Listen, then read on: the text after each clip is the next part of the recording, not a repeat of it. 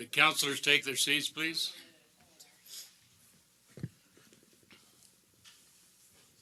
I'm going to call to order the Newberg City Council work session for August 1st.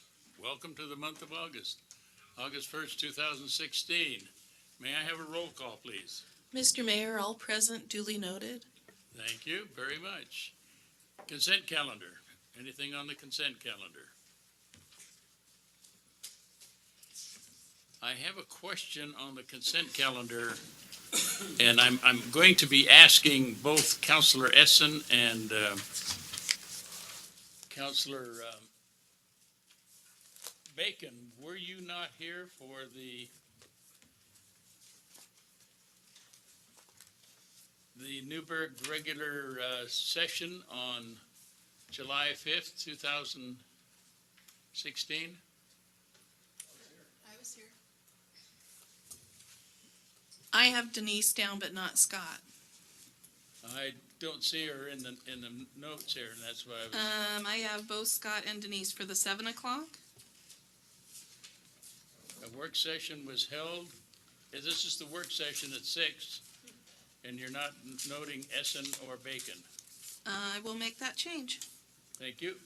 Anything else on the consent calendar? Councilor Essen? Oh, okay. Any other agenda items? Anything for council business, please?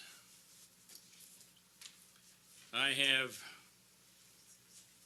3 or 4 items dealing with habitat, dealing with the old-fashioned festival, question for the city recorder on our council vacancies, and I think that's all. Anything else for council business tonight? You want to get out of here early, huh? Well, we'll give. All right.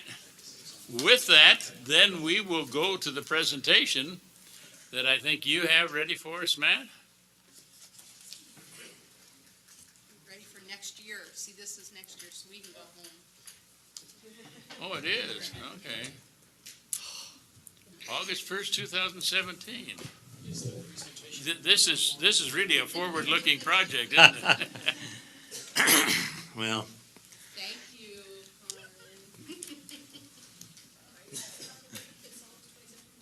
Carmen. that was intentional, and you will get the basket of flowers. Oh, is it Karn? Oh, okay. All right, well. And that adjourns my report. Are there any questions? No, thank you, Mayor and Council, for having me here this evening. I'm excited about the process and appreciating coming back to you with a little bit more depth than what we had originally reported to you back in the early part of this year. As you know, we have new staff on board, and I've really enjoyed working with City Manager Hannon and his input on this process. So I think you'll enjoy the overview that we'll provide. And I provided the slideshow for you as well, and as well as the written 5-page document. I'm going to go through the slideshow, but wanted to put in the packet because one of the emphases we really want to have in this process is transparency and involvement. So You're going to use this. Yes, I'll be. May I ask a question then? Absolutely. I am a typical citizen, and I don't keep track of all of the acronyms that we have. What is SWOT? This was in your write-up on page 2. And I should have spelled that out, but that is strengths, weaknesses, opportunities, and threats. Thank you. You are welcome. Leadership. That's SWAT. Okay, so essentially, this process is a little bit, like I said, a little bit more flesh in the bones.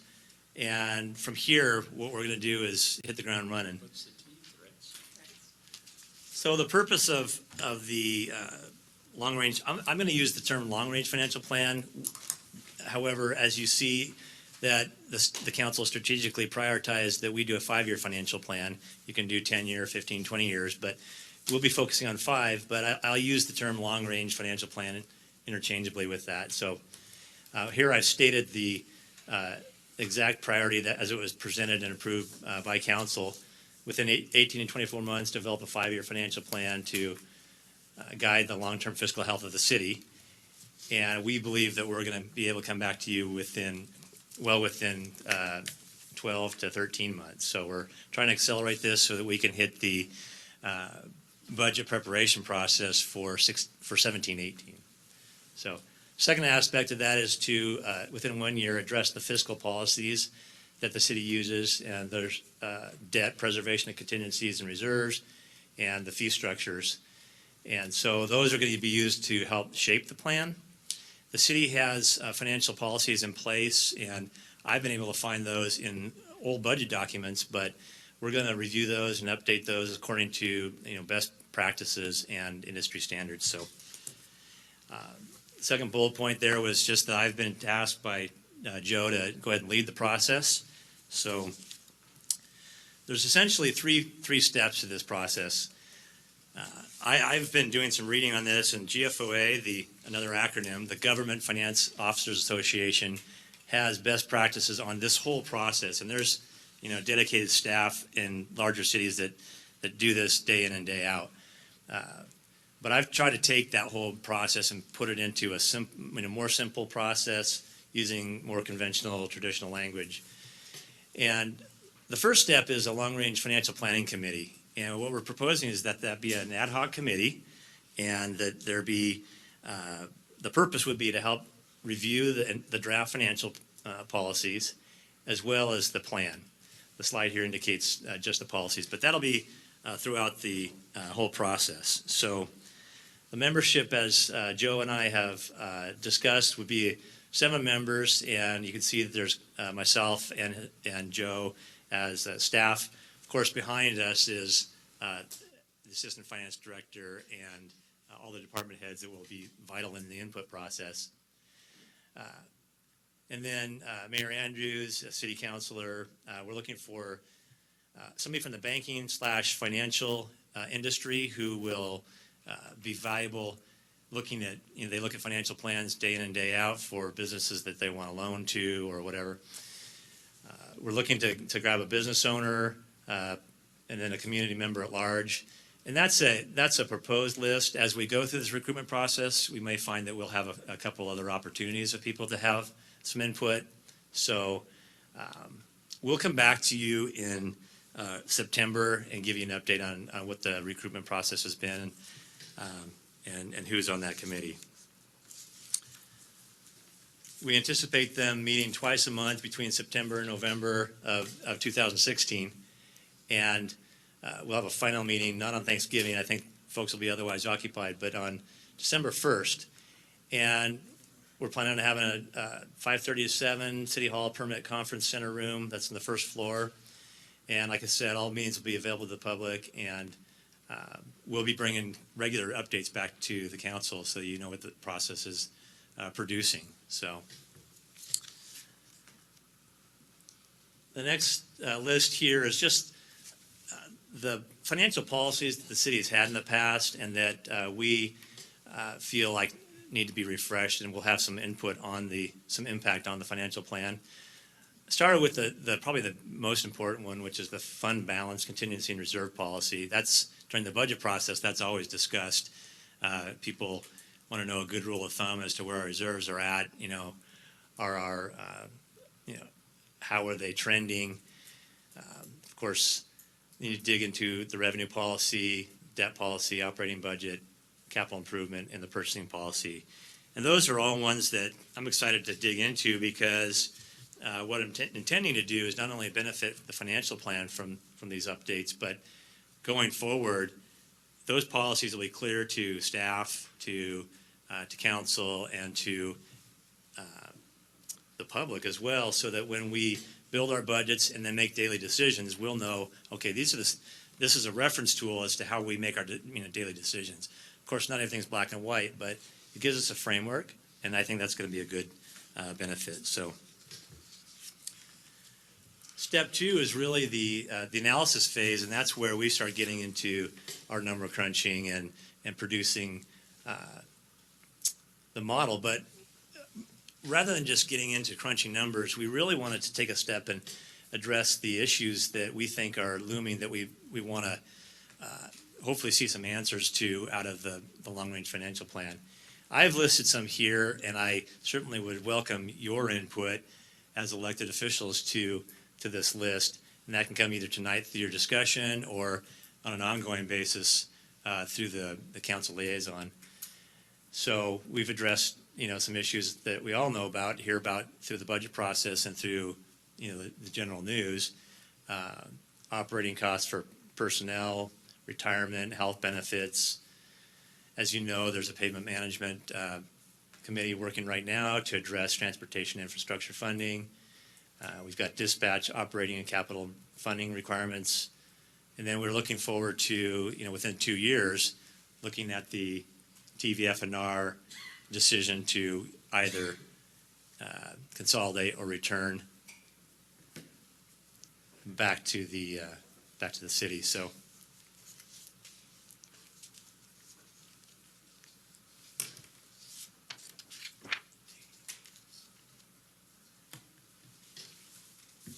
part of this phase also involves looking at what other strategic plans exist in the city, and are we integrating this plan with the plans that already exist. I mentioned the pavement maintenance ad hoc committee, capital improvement plans. Those are ones that you're familiar with and that Karn and her staff are working diligently on. There's a couple of plans I've listed on here, like the facilities master plan, the equipment replacement plans, which are relatively new plans or in process. The Citizens Rate Review process meets every 2 years, and they work heavily on the rate setting for the water, wastewater, and stormwater plans. And then a couple of economic development plan and the tourism plan. That's a lot of integration. We don't intend to necessarily wrap our arms around the whole thing, but a lot of the information that's in those plans will be feeding inputs into the long-range financial plan. And then, of course, as we develop the plan, information will feed back into those plans. So it's kind of a cyclical thing, but we definitely wanted to take a larger approach and not just look through a tunnel. So plan scope, these are the funds that I consider as the most important ones to look at. Obviously, the big elephant in the room is the general fund, the one that provides most of the operating programs that we're all familiar with, provided by cities. So your police, court, planning, library, admin. I mentioned the second fund down, which is the Admin Support Services Fund. Even though it's a separate fund, it essentially provides the other half of the operations. All of the legal, the IT, the city recorder, city administrator, facilities and fleet, finance. So you could stop there and go, okay, those are the two main operating funds, but there's some other funds that are on this list that feed into the plan. The next two funds, the 911 Emergency Fund and the Public Safety Fund, you would not get a complete picture of the police and the communications operations without those funds. So we've brought those into the picture. A couple other funds are important, like the Street Fund and the Building Fund, because they are programs that are contained within those funds, but they provide an important piece of the picture to the city. The Transient Lodging Tax Fund, that's a relatively new fund. It's drawing a lot of attention with the community and the tourism plan that we're working through. There's a component of that feeds into the general fund. So as we project for the TLT, we're watching to see how that affects the general fund. So including that on the list. And then the public works funds, both the rate funds and the SDC funds. I mentioned the Citizens Rate Review process, and that's looked at every 2 years, and that's a long-term look. We'll be taking that information and including that in the long-range plan. So those are the funds that we look at, we'll be looking at. The city actually has 30 funds, and the rest of the funds are special revenue funds or dedicated to, unique programs that really standalone funds. So plan scope, we'll be looking at a five-year time frame, but we're really anticipating that this be a rolling window, and that as we integrate the plan into the budgeting process, we'll be monitoring the progress of the 5-year financial plan, and then adding on year 6 and dropping off year 1. So it'll be a continual process that, as we build our planning muscles, we'll, refine the process and get to be a real working tool. So the financial model itself, there's a lot of opportunity out there for software. I actually met with City of Tualatin and talked with their finance director. They've been doing this for 8 or 9 years, and they use some software that they purchased. I'm looking to use Excel, so it provides the biggest sandbox and largest amount of creativity for us to use. We also already do our budget in Excel, and that's probably where we're going to start. So what we're looking, though, what's a financial model? We're looking to develop a large calculator that at the front end of the financial plan, you'll have a list of assumptions and inputs. And those would be the ones that we're really going to look at that you may be asking questions about, like, hey, let's talk about property taxes. What if property taxes, increase by 6% or drop down to 4%? As we think about those inputs, we want to be able to outline those and say, okay, these are what we're looking at, yet we're not going to look at the smaller pieces of revenue like miscellaneous revenue. We're not going to be looking at every single revenue line item. So we'll look at the inputs, and then of course the output is we're looking to have a graphical, hopefully an ongoing tool, a graph that shows revenue and expenses over those 5 years.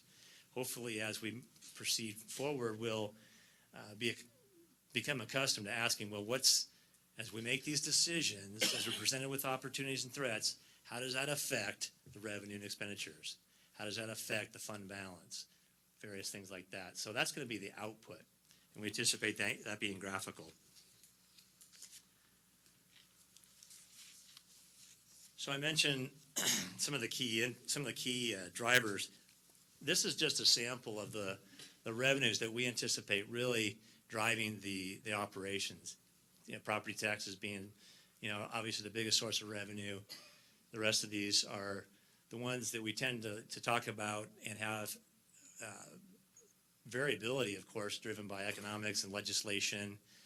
If you recall, like the state revenue sharing, there was some changes during the budget process that caused those to drop. We want to be looking at those. Marijuana taxes is a kind of an unknown at this point as to what the actual is going to look like. We're talking about gasoline tax and transportation fees. And then we'll be looking at new revenue streams. What opportunity do we have to expand our, our revenues, whether that be through grants or additional federal funding or what have you. So, If I may. Sure. When you talk about new revenue, that's exclusive of debt, right? Correct. Thank you. Right.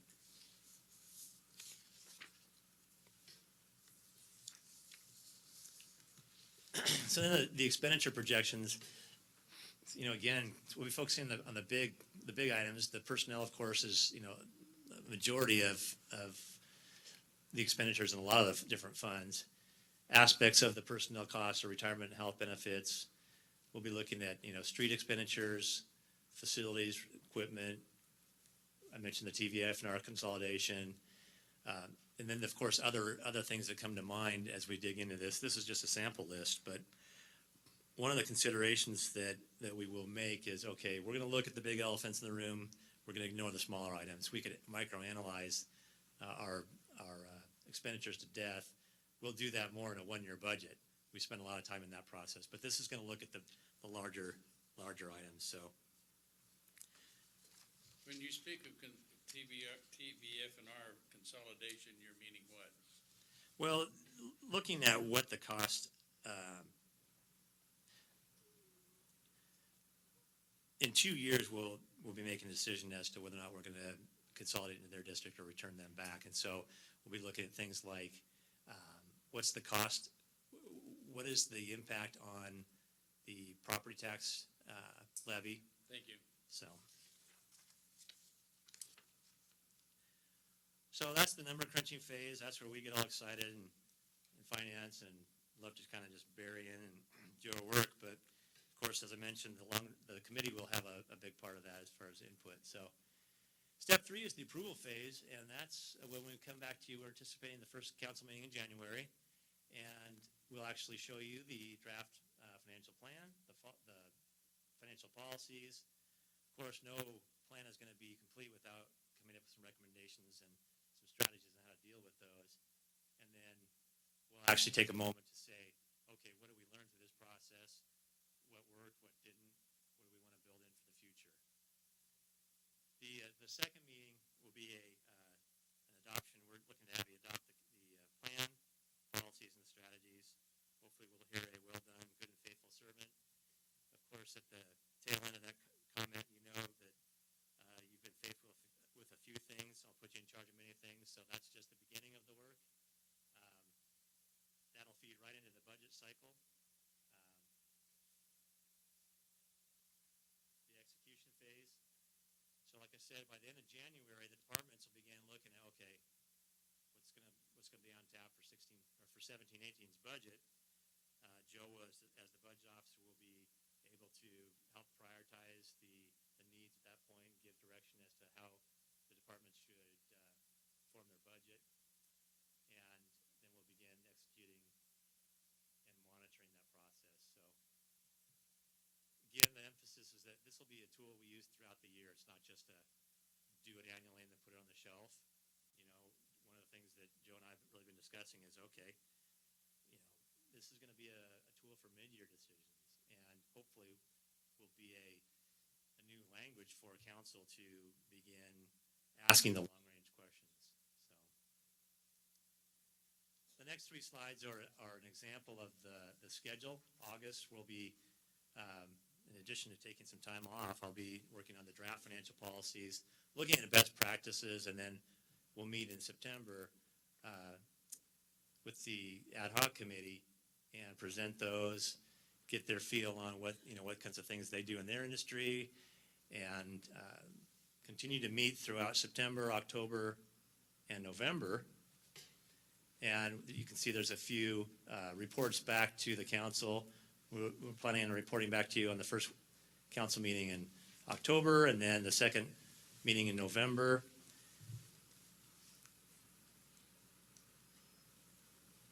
The month of December will be used to consolidate all the input and prepare a packet to bring back to you in January. And then we'll begin the annual budget process. So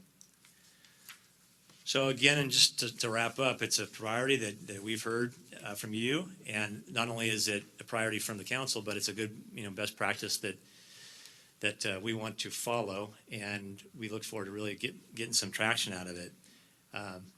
The policies, as we've been just working through this presentation tonight, in anticipation of talking to you, there's daily scenarios that are coming across my desk going, well, where's the policy for that? Well, okay, we'll add it to the list and talk about that.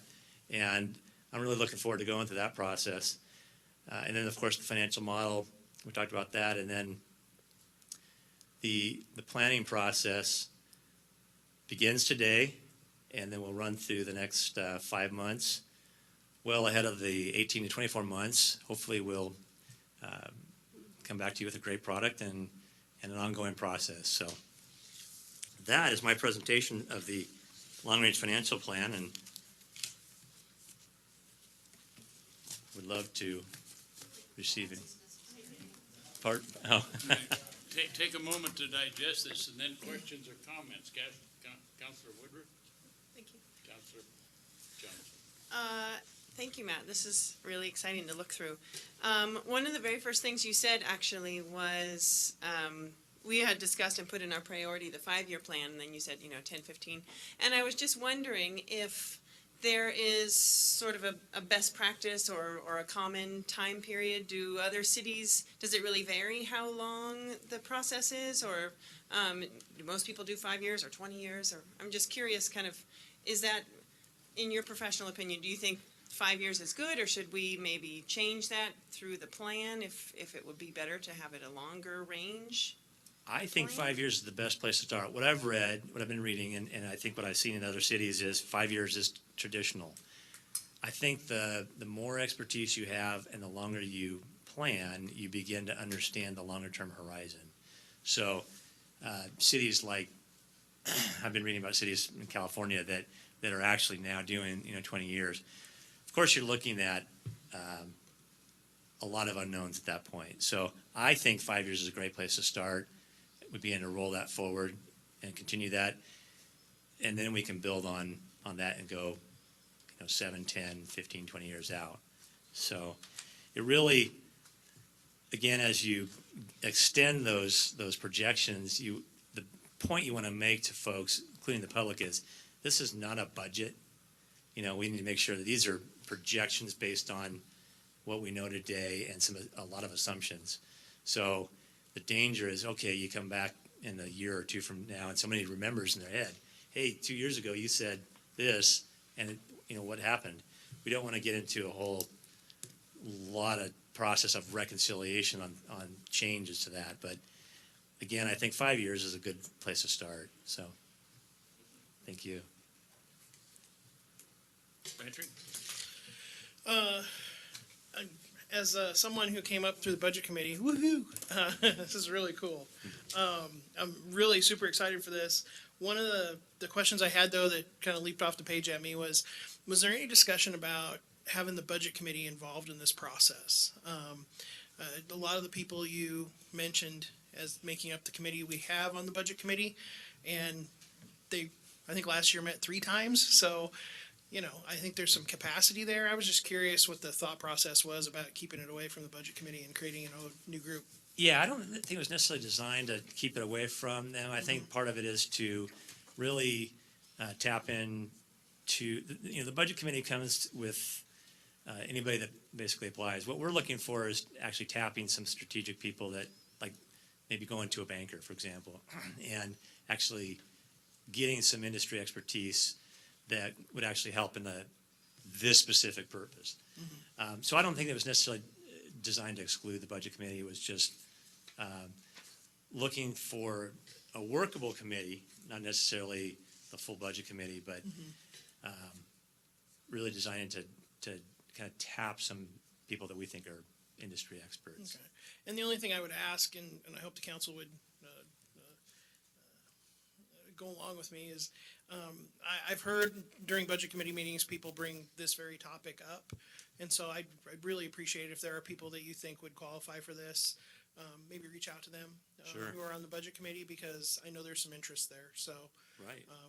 just don't want them to feel slighted at all.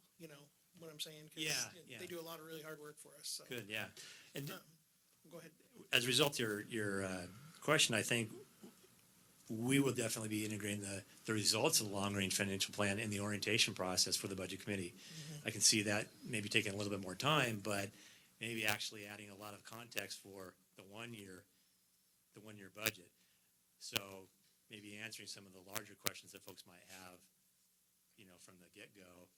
And, maybe we begin that in, say, March or April, and include the long-range financial plan as part of the orientation process. Okay. Follow on if that's all right? Okay. The other piece that I just wanted to kind of get your sense of, and I've seen 5-year plans in other cities work really well, and I've seen and heard from other counselors in other cities about how they sometimes feel a little stifling. And I was just curious, stifling, almost like we're on autopilot because we have this 5-year financial plan and we know exactly what's going to happen year 2, or we've set policies that head us in a direction, and basically the council shows up and rubber stamps things. In your mind's eye, what does this, is this a macro kind of look at where we're going, or is this more of a, okay, year 2, we're going to do this to the streets, year 3, we're focused on economic development, year 4, what, how encompassing, how far down are you gonna drill? And is there still gonna be room for the council to be nimble when situations arise? Absolutely, yeah, I would never want to come to the council and say, okay, you know, you're kind of locked in and, oh, remember this, you know, this doesn't fit in the financial plan, so you can't do it. I think to answer your question about, you know, macro versus drilling down, I would say it would be macro. It's really designed to take, we're going to start with operations. I mean, operations are generally recurring year over year. And so that's going to be the foundation of this. And there may not be a lot of variability, but we can certainly continue to craft what services we deliver. Then as you get into, you know, capital and larger projects, that's always subject to council approval and review. So this is designed to give you an idea, okay, maybe starting with the status quo. If we maintain the status quo, here's where we'll be. Does this give us some margin to do some of the things we want to do? Yes or no? And then if the answer is no, that's not the final answer. It's, okay, how do we strategize to address that funding gap? Or does it mean we need to take a more realistic approach to implementing a policy? As an example, take the fund balance policy. Let's say through this process we decide we want to reach a certain percentage of the fund balance. Say in the general fund we want to hit 16%, but we're at 12 or 11, whatever that number is. We would certainly not want to lock the council into say, oh gosh, our highest priority is to get that fund, reach that fund balance, and in the meantime, we can't fund any capital projects. Maybe an approach, and this is something, you know, Joe and I've talked about, maybe we phase that in and recognize that we will have to take year over year over year. Whether that's 2, 3, 4 years, I don't think it's meant to be prescriptive and lock the council in. It's meant to be advisory and a working tool. Follow on. So much like we did with the PERS balance that we kind of built up for the coming increases, sort of like that, to where we see something out on the horizon and we can kind of work our way toward it if we choose, or we can rip the Band-Aid off the year that it comes up. Kind of Right. That kind of look, giving us options, saying, okay, look, you don't fix the streets, you know, it's going to cost this much. How are you going to get there? Right. Kind of that. And, you know, recognizing that it also adds to the conversation that, okay, if you do this, you may not be able to do this. If you want to try and do two things, and, you know, it just answers a lot more questions, but it doesn't necessarily lock you into a decision. And then, if I may, yeah, one more. How my my request of this process, and I hope this is something that would be built into the process, is, and I think this is partly a function of the city council as we go through this process, is educating the public on things like municipal service statements and, you know, the cost of water, the cost of sewer. You know, I'm hoping that with your projections, we'll kind of know, hey, look, you know, our cost of doing business when it comes to sewer is increasing by traditionally this much. And especially with the street questions and those types of things. I see this as a great tool to, you know, kind of educate the public. And what I would ask is that during the process, if you feel very comfortable in your estimates, let us know what is in that range that we can share publicly and what is in that range that maybe we should wait until we have a little more concrete information. Because I've seen that happen too, where, you know, a plan will come out and people will say, hey, we're great, no water increases for the next, you know, 2 years, and then something happens or cost of chemicals go up or whatever. So, you know, that's the only other statement I would have to you is if you know estimates are really strong and that we can go out and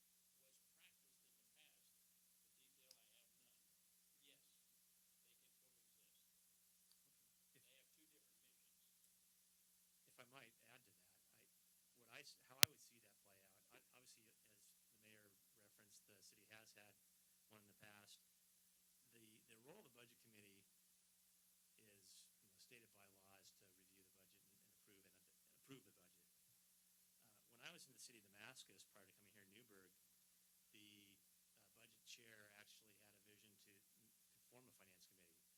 It was actually comprised of the appointed members of the budget committee, so the 7 members, and we met year-round. And part of that was educational, so that the budget committee could, get a better ongoing, view of the operations of the city. It was also to help with ongoing business, like potentially look at the audit, which I think has been done in the past. There's a lot of cities that have an audit committee. They call it an audit committee. So it's flexible, I think, but I think there could be a role for both. I don't see them necessarily stepping on each other's toes. Obviously, you wouldn't want to necessarily have too much administrative burden on a process, but I can see that working.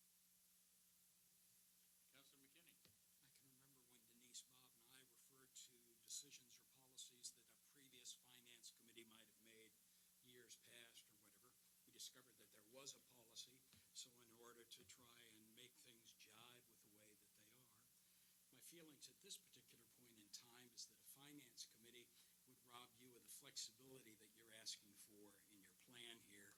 Makes it a little bit more complex. This council has tried to take on the responsibility of policy setting so that we had a more homogenized view of what was going on there. So I think that sometimes I like a broad base of people represented, but sometimes if you get an official board, the conversation can go sideways, and I would much rather see it policy being set by the Diet with significant input from the people that you've prescribed in your plan here. I appreciate this very much. Any other comments, inquiries, questions, etc.? Matt, thank you very much. You're welcome. Appreciate, Thank you. What you have outlined for us, and look forward to the next steps and where they may take us. Thank you. We have a minute or two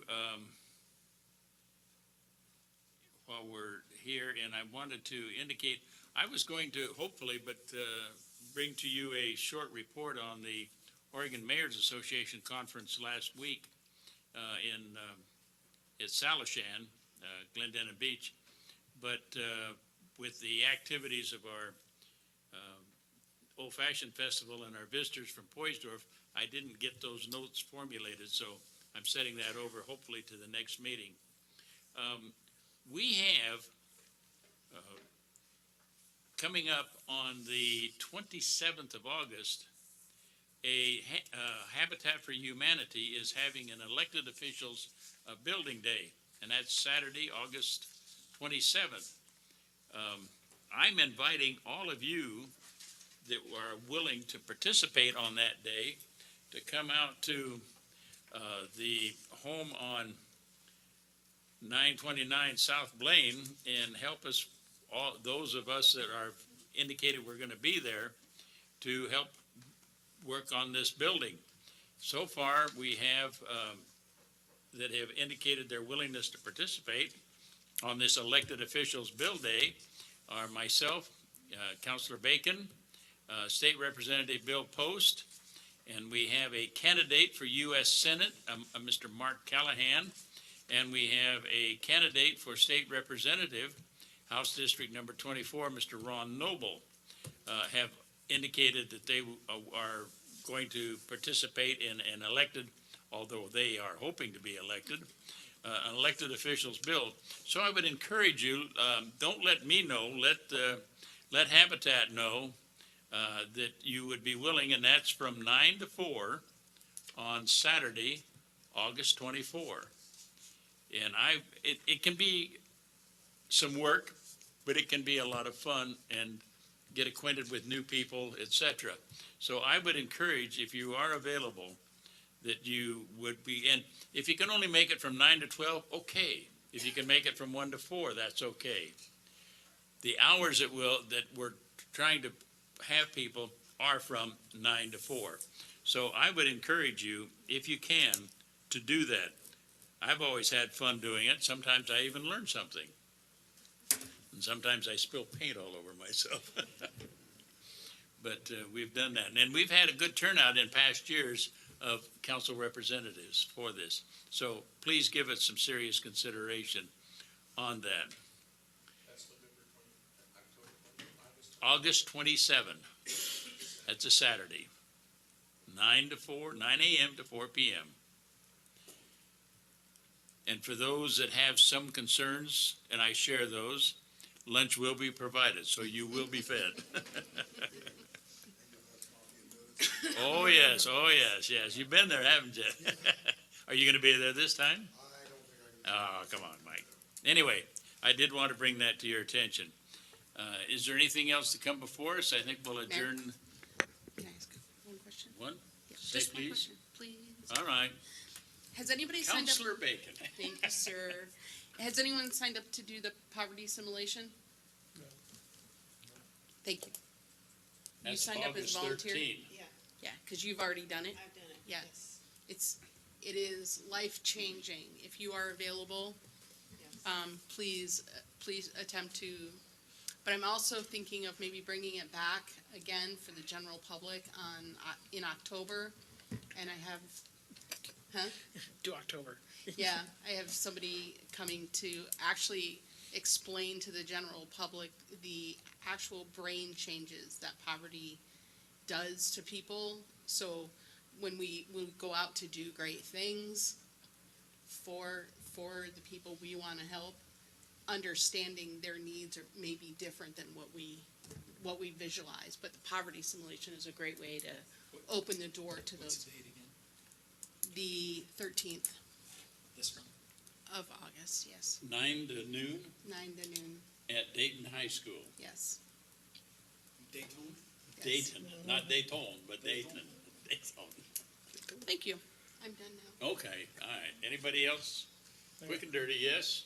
I wanted. You know, I asked earlier. I know you did. Well, and then, I didn't. I'm gonna gavel you. Oh, okay. Join the club. During counselor comments, council business, I'd like to have a quick discussion about the pavement management plan we're doing in the committee meetings. There was a article about it. It seems like there's some folks up here that want to go a little faster. And we do have a meeting this week with that group. And so if there's a message you want me to send to them or a proposal or what would you like to see? Let's talk about that in council Yeah, business. yeah. All right, anything else? I'm gonna adjourn this work session. We'll be in recess until approximately 7 p.m.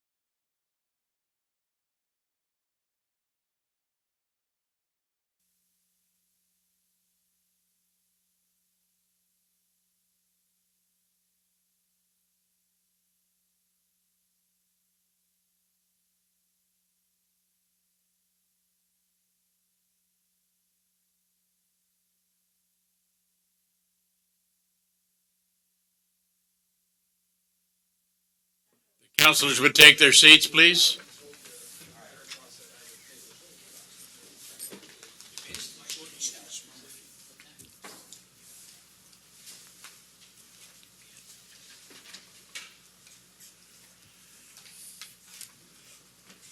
We're all here. All right, I'm going to call to order the city council agenda for August 1st, 2016. May I have a roll call, please? Mr. Mayor, all present, duly noted. Thank you. Would you rise, please, for the Pledge of Allegiance? I pledge allegiance to the flag of the United States of America and to the republic for which it stands, one nation under God, indivisible, with liberty and justice for all. City Manager's report, please. Mr. Mayor and Council, Joe Hannon, City Manager. Before when I introduced myself, I didn't get myself back in the habit for purposes of recording.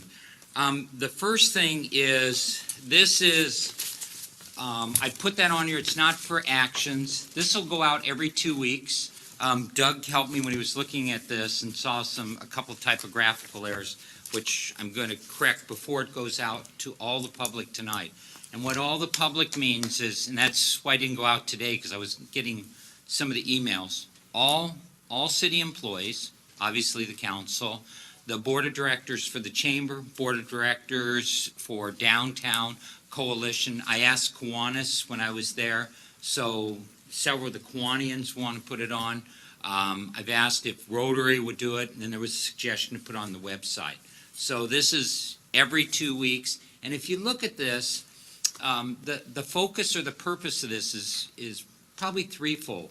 The first one is so that city employees know kinds of things that are going on that they don't necessarily know, even if it's activities within the city.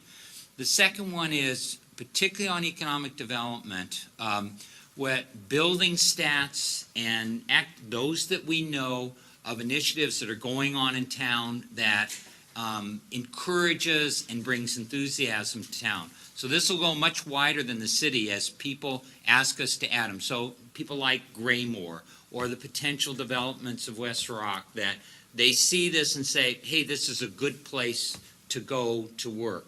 And then the other one is just transparency, period. For there are some people, and Colin's not here, and Colin gets a copy of it, that don't have the newspaper anymore. So it's one way of getting it for free.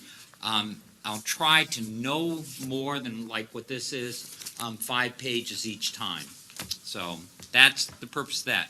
Then separate from that, tomorrow, and I thought I would have it tonight, what I'm speaking with you tonight, which is slightly different, of a kind of an accountability of what I do, I'll get it to you in a written memo form. It's so that you can see what I'm doing and you go, oh, really? What's he meeting with that person for? Oh, okay, I know, in case someone catches you. It'll be public, so Colin can have a copy of it, and I'll send it to him. It's just like what I'm reading, but it's a different focus than what these kinds of items are. So, and I'm open for any suggestions. You read it and say, what about this? Hopefully, it's so understandable that you don't have questions other than, oh, I didn't know that, as opposed to that's confusing, because this is to go to people that don't kind of know bureaucratic kinds of languages or items like that. That being said, I'll do very quickly of just update, because there has been a lot happen in the last 2 weeks. Obviously, old-fashioned days went on. It was a success. We had very few incidents around town. We had some minor disturbances. We had some intoxicated people. We had one fairly significant or a traffic accident. No one killed, but people hurt at Hancock and Maine. But other than that, for all the people that went through, it was pretty quiet. And, numbers were up on some of the items as we just kind of talked to Chamber and some of the old-fashioned days folks. We also, in the last couple weeks, did a couple things. One, we went to the city of Sherwood. And the purpose of that one was twofold. One was to understand their fiber system. And they went to a just slightly below a utility system to put in fiber. That their goal was to go throughout the entire city.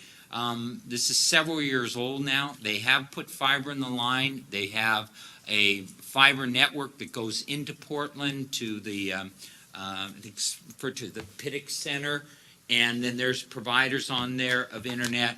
They've not extended it throughout the entire town. They found some things that once they started, and they put fiber between all their city facilities and their essential functions, that then the private side, Vios came in and said, Comcast actually, and said, oh, we'll do it, and we'll do it cheaper than you are, which is perfect. So our hope is to, as part of an economic development philosophy and partnerships with a number of people here, that within the next week, we'll have the meeting with the major players in terms of major users, the Allison, the Providence School District, GFU, the city, and then the internet providers, including Comcast, Frontier, and BlackRock, and bring it together and say we want to articulate what a vision would be for bringing internet throughout the city, and school district is also. And all of those players, the providers haven't yet, all the public providers have said, yes, we're interested in working together. If you know that the school district now has very public goal that by 2017 to put devices in all the students' hands, which is really good, but if you have a student who can't afford internet or they're not close to a hotspot, that's problematic. We'll roll that into it so it's not just fiber that can help downtown retail, tourism, industrial for bringing people like corporate headquarters or people like Providence in town, but then also can hotspots fill in those gaps from where the schools are, where they can get this signal, and to their homes. And we'll bring that back to you after we've met, and hopefully we can agree on what a plan might look like for that. So they've all agreed, and we'll do that over the next week. I met with the Downtown Coalition, with their board, give them an update, listen to some of the things that they're working on, as I did with the Chamber Board and the Chamber Director. And just, a lot of that is updating, where we at on the tourism strategy, where we are on the economic development plan, where all of the deliverables and the specific tasks that each of those groups have to do. And then at the same time, invited and told them about some of these other initiatives going on in our sister city group. Sister city groups taking about both the planning up to it and the last 4 days kind of intensive with them, a significant amount of time of some staff, particularly the mayor, some of you that have been participating, and me, meeting with them, taking them to different events, and then trying to find places where we can do either economic development between the cities, cultural exchanges that could be tourism, and education exchanges with children. So we're working on ideas, collecting them, and we'll share them when they leave. And individually, as you talk to them, I would encourage you to talk those areas up. But we'll do a summary and say, where are we at with our status with our city there? Where can we go forward?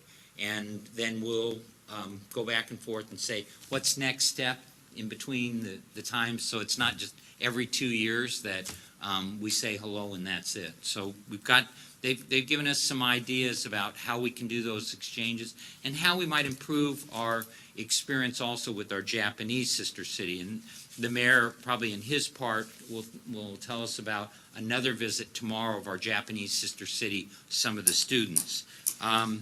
I was a guest of Council President Bacon at Rotary, and so that was very nice, a chance to see that,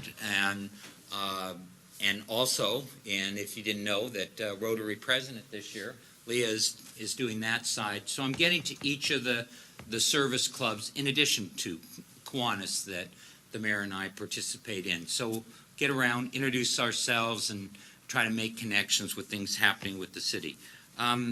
Also met with the Parkway Committee, and a lot of this has to do with what's going on with the bypass. There's a little brief piece in here to try to tell people about bypass, because we get so close to it that we kind of forget that other people don't know what's happening. So that you know, as we're doing interactions with the property owners with there, and we're talking particularly about the worst. Mike Gugler is one of the representatives from that, CPRD, the Oregon clinics, and then the major government players like ODOT and other folks. We participate in one-on-one conversations, in committees, and then the region-wide Parkway Committee, which the mayor has been there and one of the leaders of that for several years. Councilmember Essen also goes on that.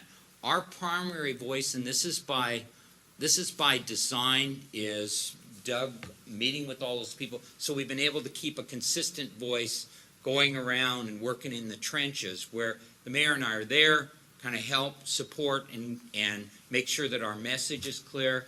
But he's done a really good job with, and he's got even more than a lot of people, that institutional knowledge to take what we believe you want and the mayor wants and translate that into actions. That being said, what's going on right now is all about phase 2 primarily. Phase 1 things are more us and ODOT, and we work through the mechanics and concerns about traffic flow and that, and we can do that.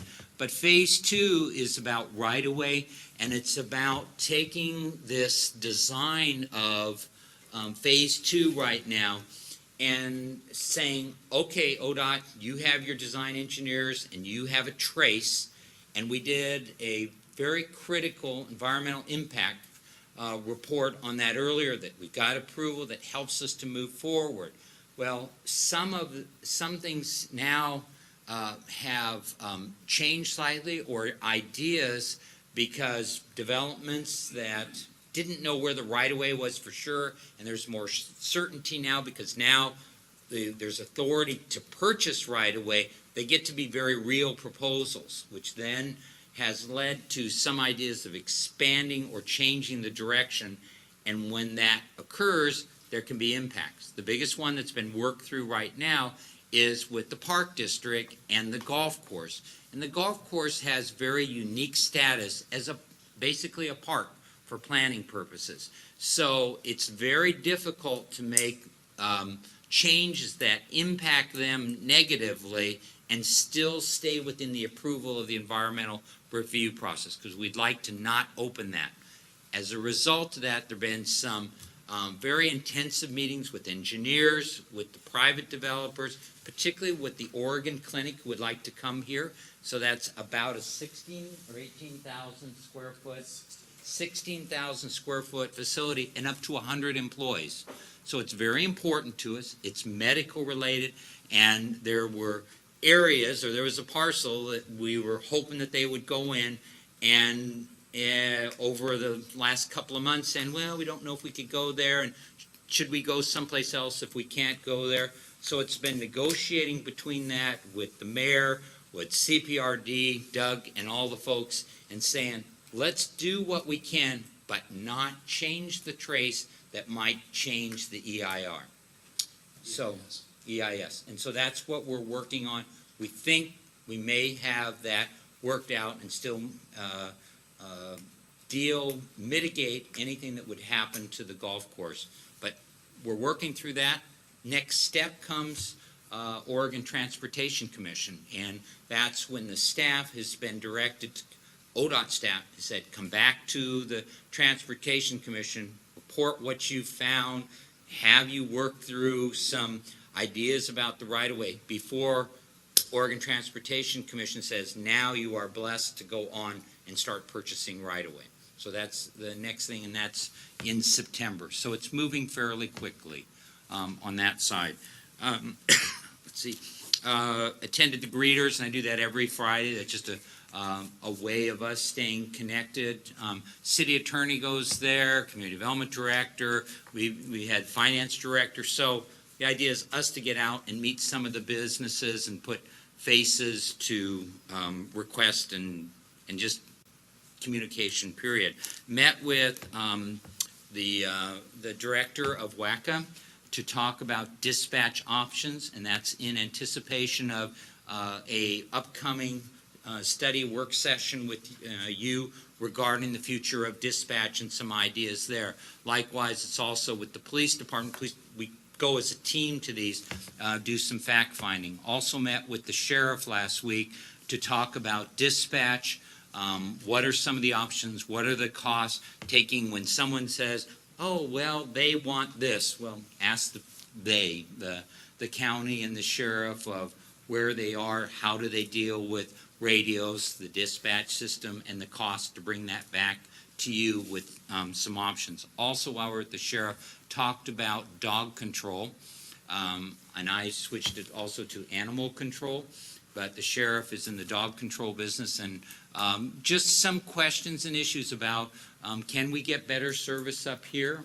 There's only one control officer. Well, how do we get help? We've worked through a few things, including some protocols that were in fact in place, and now we're making sure that the sheriff knows about that. If a dog is picked up here, it can be put in the animal shelter here, even if there is no one there, and it will be taken care of, and someone doesn't have to take it all the way to the one shelter that is under the sheriff's contract.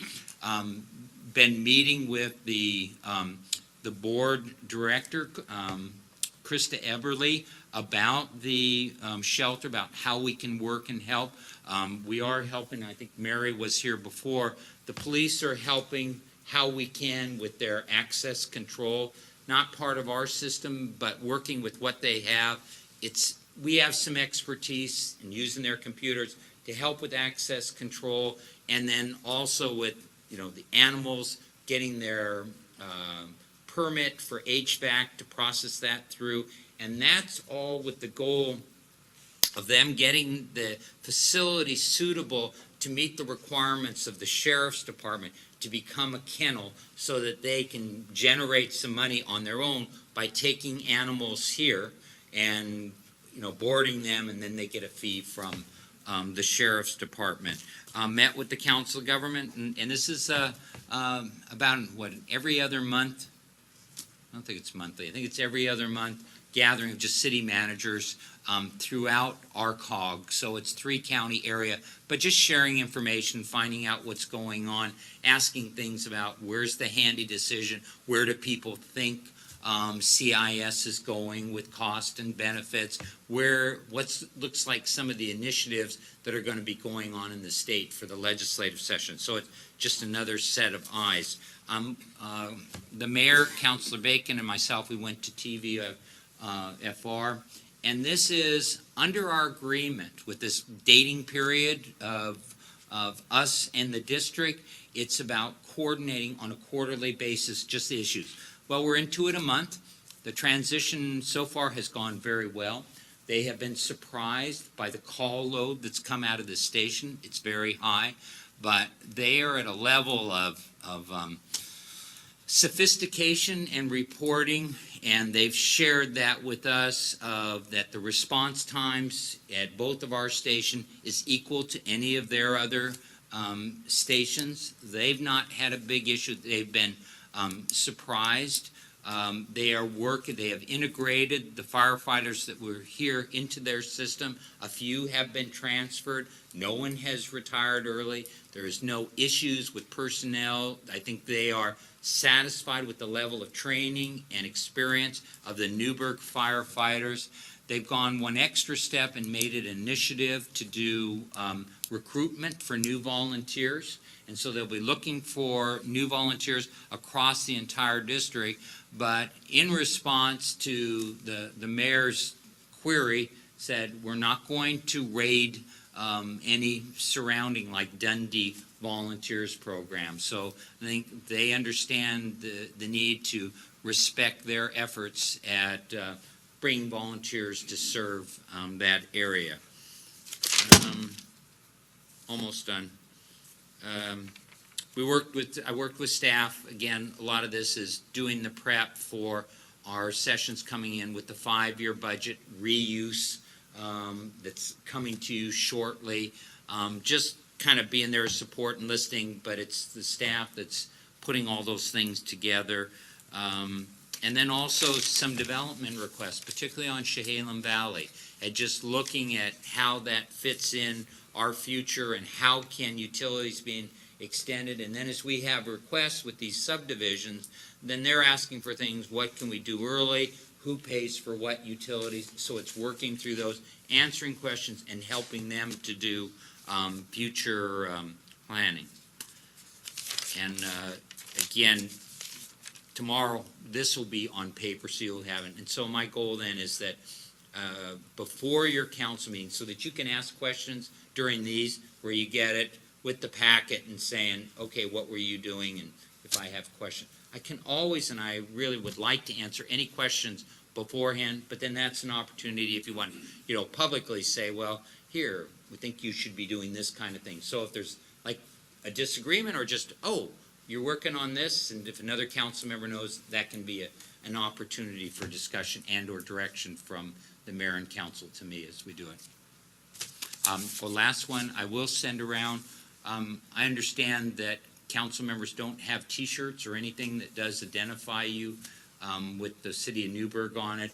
If you want to do that, we'll make an opportunity for you to do that. So when you go to special events like the elected officials go on, you can always have name tags, but we'll have a suitable shirt that if you choose to just kind of show off where you're from. Mayor. Questions or comments for the city manager at this time? None appearing. Thank you. Good report. Appreciate it very much. We have nobody signed up for any public comments, so we're going to open and close the public comments. And I will ask the council their pleasure on the consent calendar. Please, Councilor Bacon. Mayor, I'd like to make a motion that we approve the consent calendar as amended. That was Councilor Johnson. Any further discussion? Call for the question. The question's been called for. All right. All in favor of the consent calendar, adopting it, please signify by saying aye. Aye. Those opposed, same sign. None appearing. The consent calendar has been adopted. That's with corrections. With correction.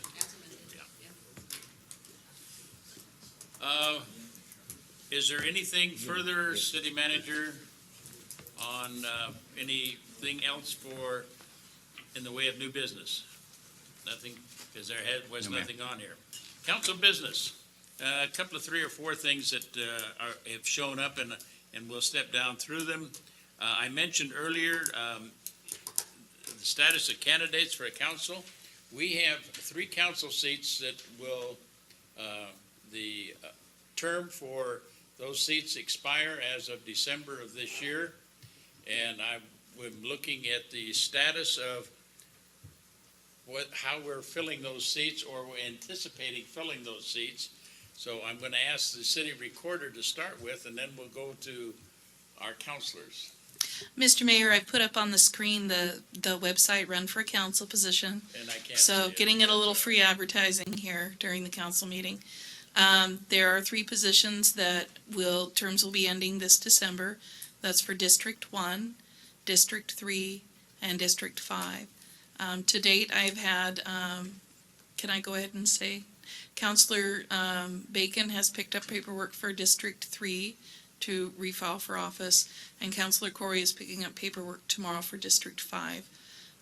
We've had this sent out on the website, in the newsletter. I've had my summer intern put posters up across town.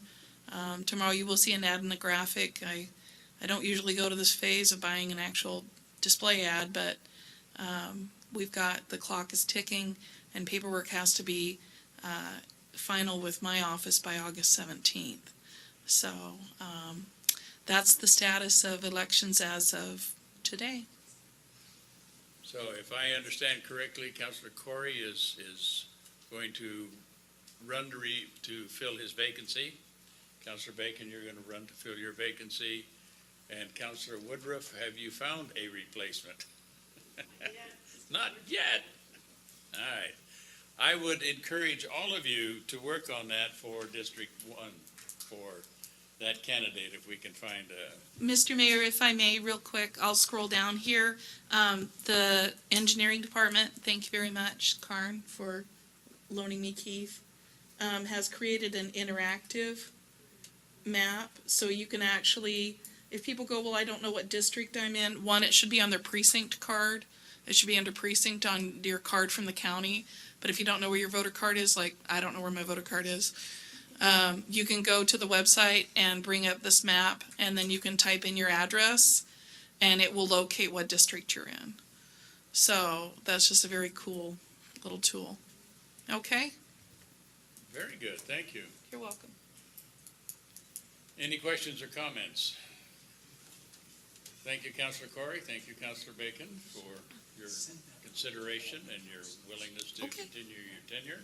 Okay. I We haven't had appreciate it. 25 people sign my thing yet, though. Oh, I don't know if I can find 25 people. again, yes you do. Okay. Thank you. We did the TVF and R. I'm trying to look down through. Patrick, you had on pavement, you wanted to comment on that? Yeah, so we are, Are you commenting or pontificating? I'm asking a question. We have a, ad hoc pavement maintenance committee meeting.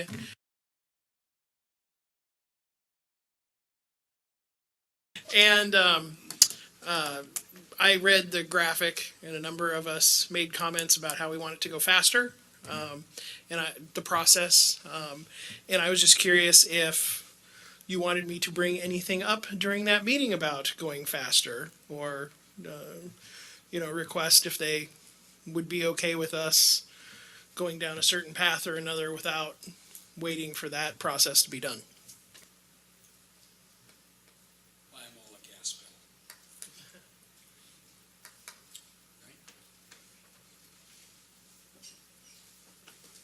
bill. Okay? Thank you. Counselor Essen?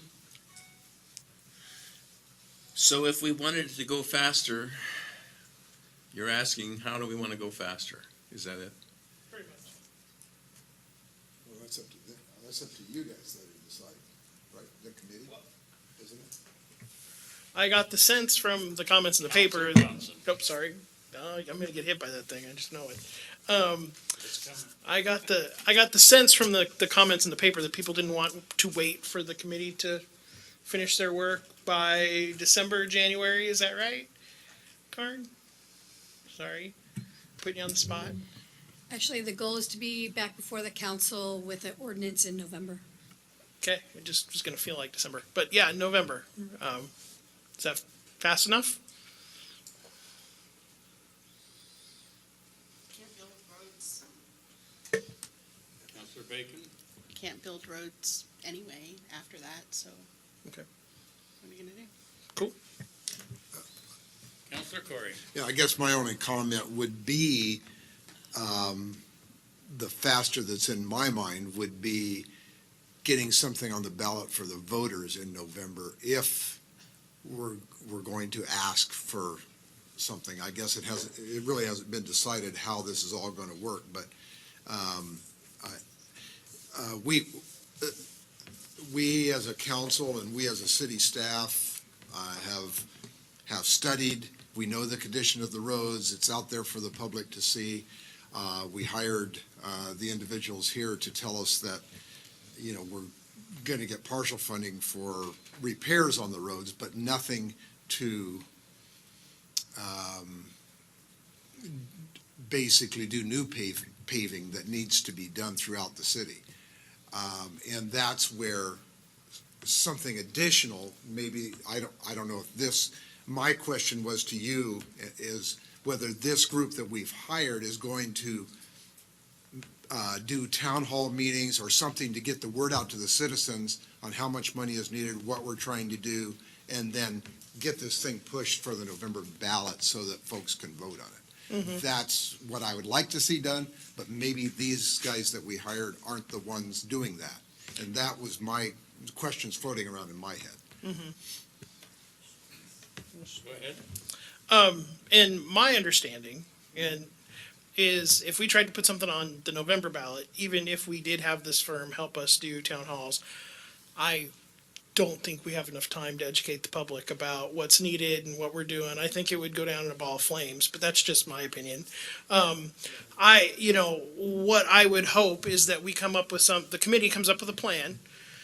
We roll it out and we do a town hall meeting or two with them. And then I think as a city, without the consultants, and this is just Pat going off the reservation here a bit, is we would do our own, kind of outreach as a city staff or as electeds, or even have a volunteer citizen committee, help us promote our,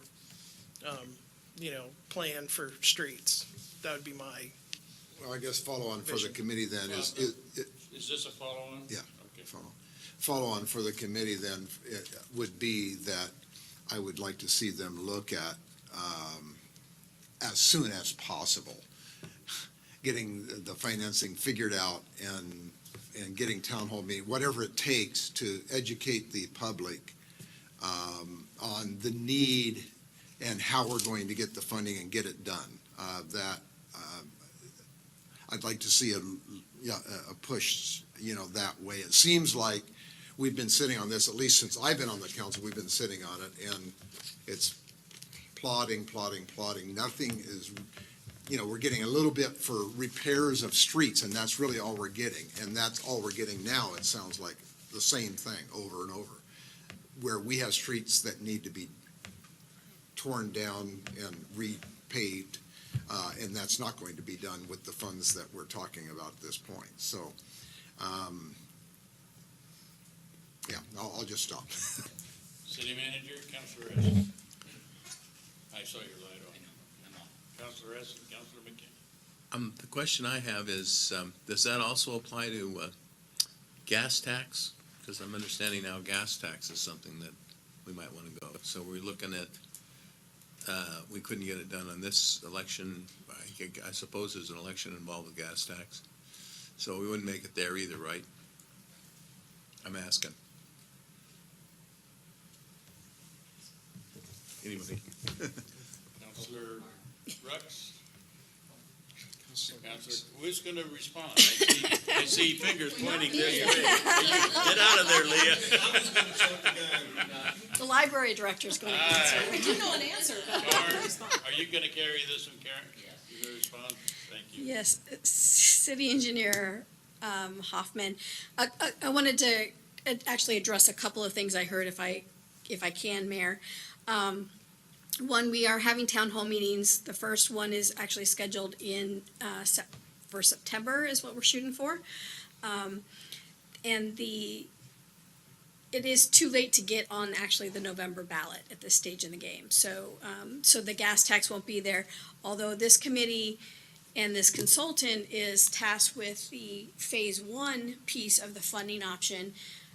Phase two will obviously become a part of the discussion because you can't do the entire program unless you have both pieces of the puzzle. Excuse me.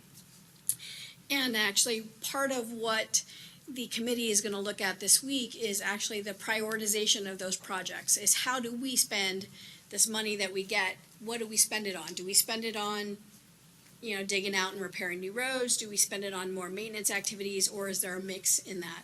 And that's part of the discussions that we're having with the group to help prioritize those projects. And then obviously, when that prioritization is done, we know how much funding we would get out of this phase. Then we know what our gap is. What do we need to look for phase two, and how do we move forward on that piece of the puzzle? Councilor McKinney? Mine's an election question. So if we're going to miss the November ballot in 16, do we have to wait till November 18, the biennium, to get this on a ballot? Or can we pay to put it on November 17? You can pay to have a special election in May or in November. So that's something that will enter our thinking here. And I certainly hope that we're planning on hiring a firm to take it to the public and generate support. a private firm that knows how to do these things, rather than rely upon a local volunteer committee to try and do these things. But if we have to wait for a biennium, we're an additional year behind. If we're going to plan on something to get something done, now the council has been in favor of a gas tax for I don't know how many years. It seems like with the energy that the council could have provided, there are a number of opportunities to have a couple of things. There have been a couple of opportunities that could have prepared this for a November ballot 2016. The article in the newspaper suggests that not only does the Diet have an idea about things that they would like to do, more than one thing, which would be the gas tax, a levy, and some of the other things like that. Joe and Jay and I were in his office this week talking about what can we do to accelerate the process. And there's some things that the council just needs to do on their own, reinforcing that with the ad hoc committee or whatever. But the most sorrowful part of this process is that we now are at least a year or 2 years behind of getting this to the public. And we only have us at this table here to blame for that, because we've been working on this and talked about this subject for so long now, but yet we've missed yet another opportunity. Patrick, you raised the question now. I'm hearing some different things, and I would hope that staff is also hearing these discussions. But I'm hearing that there has been an interpretation or a thought that the council has long supported the advancing of a gas tax. Is that a consensus, or is that just one or two people talking? That's a consensus. So I think that is a message that the staff needs to be hearing, that there is a consensus, and I'm along with that. I think that, and I think we also found out that as we finally got the state to give us some better figures, that it may very well be viable to consider a gas tax. The recommendation was 3 cents. You have, there's an interesting article or a presentation that was made at OMA, is if you're going to stick your neck out for 3 cents, why not stick your neck out for 10 cents? You know, it's a concept. You know, if you're going to go for 3 cents, why not go for 10 cents? So I think that staff needs to hear that the council is very supportive of moving somewhat expeditiously towards a gas tax. That doesn't preclude doing the others. And I haven't, I think that is probably what I think Patrick may have been trying to bring out of this discussion, that has been something that has been there all the time. So I think you kind of got a message without us having to even bring that. I'm sure Patrick will bring this back to the committee, but I want to make sure the staff understands that that is a position of this council. We haven't formalized that in resolution, but I think that's something that there is that bias that the council has been working towards on that. And follow on, let me ask one question. And I'm looking at the city recorder as much as anybody else. Do we have time to prepare a ballot title to go on to the ballot for November? No, We do not. So that is. not in my opinion. The deadline is August 17th, August Okay, well, 19th. that's fine, that's what I was asking. So as Councilor McKinney was asking, then if we want to shoot for the next date, which may be as early as March, then we're going to spring for that election. It won't be on part of a general election. We'll have to pay for that election, the costs that are associated. So we need to look at that as part of the strategy. Thank you. You're Go welcome. ahead, Councilor McKinney. Well, I'm glad that you brought up 3% might not be the appropriate percentage.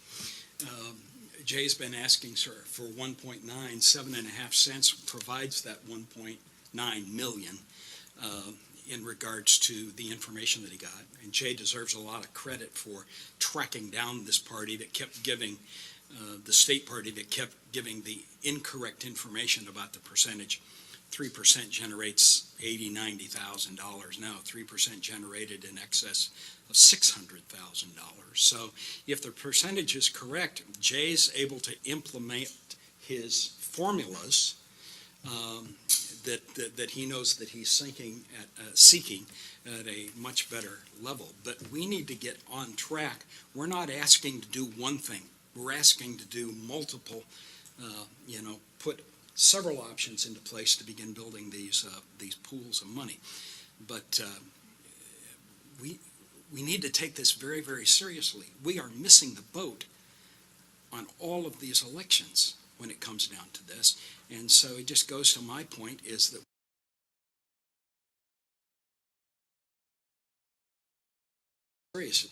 everybody on that committee, if they would receive a gas pedal, and it's sitting right there with their name tag, on the, at their desk on Wednesday or whatever, that's some of the options. But it's more than one thing, and a couple of these things can be enacted by the council and then affording that information that the council knows to the ad hoc committee to help reinforce what your eventual plan needs to be.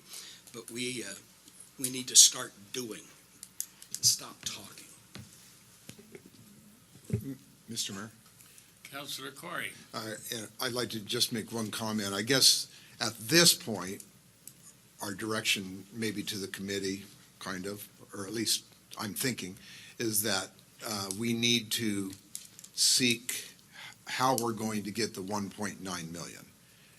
Whether it's all gas tax, whether it's a gas tax and street lighting fee, whatever, but the 1.9 million is the goal at this point for the committee. It's a stopgap. For a stopgap. So it's just a stopgap. City Manager? Mayor, Council, I think we have we have the sense. I doubt if you want to go much farther than this, because it's not an agenda item that you have, but we have the sense of council that we'll have for the subcommittee. Thank you.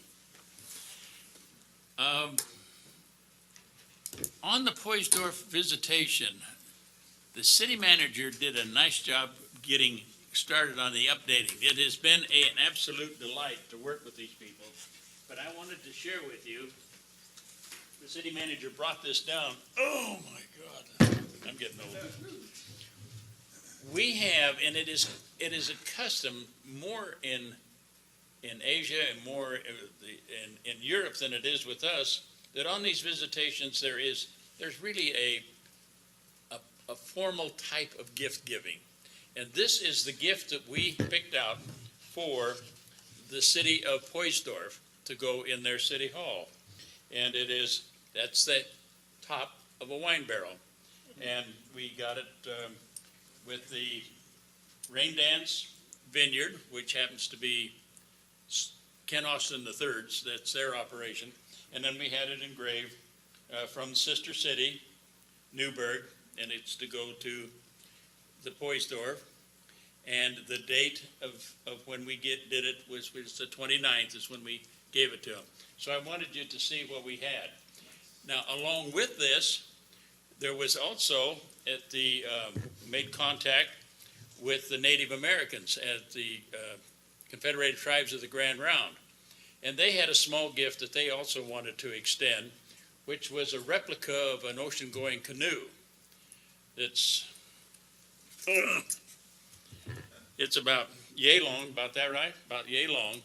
And it's set up so that you could use it as a business card holder. But it's only about this wide, the ancient snow, and about yay long. And that's a carving that is native to the Grand Round. So they had that particular gift that they had. We also received a beautiful picture, which is now being framed, am I correct? Is now being framed for our city hall from the city of Poisdorf, of one of their iconic buildings that they have in their community, and it's a beautiful picture. and we'll be able to share that with you next meeting? Next meeting. So that's kind of where we are. The crew is on its way back, well, probably, maybe starting on its way back from Newport right now. They've been over visiting the Pacific Ocean. Tomorrow, they're going to be visiting ADEC to see that, and then touring some various wineries, and our olive oil press up at Red Hills? Red Hills Farm up there. So they're going to have that, and then tomorrow night, Councilmember Corey taking the next day. Councilor Corr, what are you doing? Joe's not talking about tomorrow night, he's talking about Well, let's take one day at a time, may we? Let's start with Tuesday. So tomorrow night, the Taubenschuss juices that have a winery, own a winery, as well as vineyards in Poisdorf, are hosting a small reception, and I believe the council has been invited to the reception. Have you all been? And that's at 5:30 to 7:30 tomorrow evening at Winrose Event Center. They're on it's not on First, it's actually on Sunnycrest. First goes the other way. It's on Sunnycrest, the early part of Sunnycrest. So that kind of gives you a little update. You saw them, you heard of them. Dave's had a chance on KULYC to interview them. I saw part of that interview today. I appreciate it very much. Thank you, Dave. They have felt very welcomed, and it's I think sparked a whole new way of looking at the relationship that we have with them tomorrow. And I think that'll be very positive. We have city officials, we have business people, and we also have people from the education in that general area. So that's been very positive on that. So I wanted to bring you up to speed on that one. And then tomorrow morning, at 11, we have a small contingent, 17 kids and 5 chaperones that are here visiting from Wadayama Middle School in Osaka City, Japan, which is our other sister city relationship. And they're here, they're coming in late tonight, they'll be here tomorrow, and then they're departing again on Saturday morning. So they're here for just a short stay.